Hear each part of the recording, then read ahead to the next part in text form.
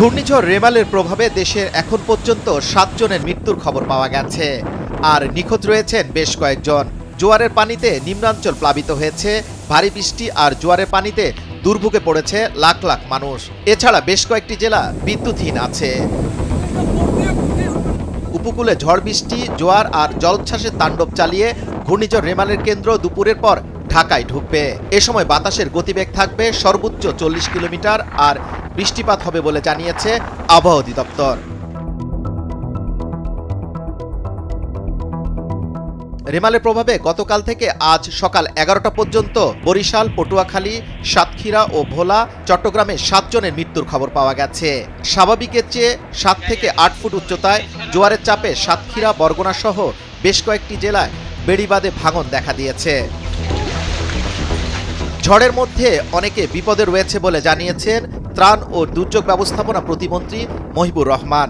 উপকূলে নিম্নাঞ্চলে পানি ঢুকে প্লাবিত হয়েছে শত শত গ্রাম। ঘূর্ণিঝড়ের কারণে দক্ষিণাঞ্চলে প্রায় ৪০ লাখ গ্রাহক বিদ্যুৎ বিচ্ছিন্ন হয়ে পড়েছে।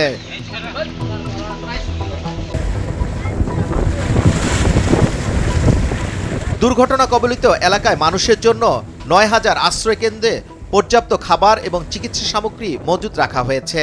লাখ লাখ মানুষ ঘরবাড়ি ছেড়ে আশ্রয় কেন্দ্রে আশ্রয় নিয়েছে। বসতভিটা, ফসলের ক্ষেত, মাছের ঘের, ব্যবসা প্রতিষ্ঠান সহ অনেক ক্ষয়ক্ষতি হয়েছে উপকূলের বাসিন্দাদের। ভারী বৃষ্টিতে প্লাবিত হয়েছে খুলনা নগরীর নিম্নাঞ্চল। নগরীর বিভিন্ন এলাকায় গাছ উপড়ে পড়েছে। খুলনা শহর ও জেলা পুরোটাই বিদ্যুৎ বিচ্ছিন্ন হয়ে আছে। শহরের বেশিরভাগ দোকানপাট বন্ধ, রাস্তাঘাট প্রায় যানবাহন ও জনমানব শূন্য।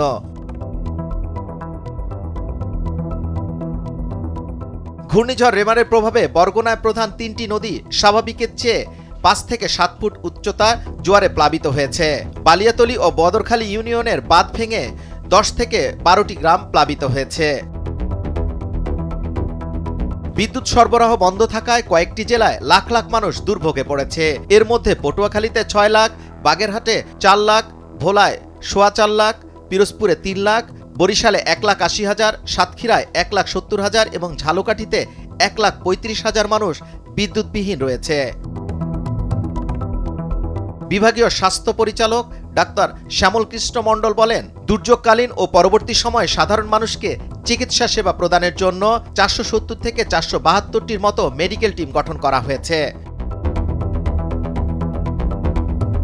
বিআইডব্লিউটি এর উপপরিচালক আব্দুর রাজ্জাক বলেন, সব ধরনের নৌযান চলাচল বন্ধ রয়েছে।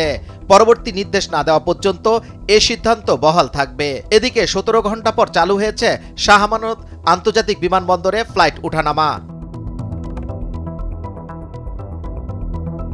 যুবরাজ ফয়সাল, ভোরের কাগজ, ঢাকা।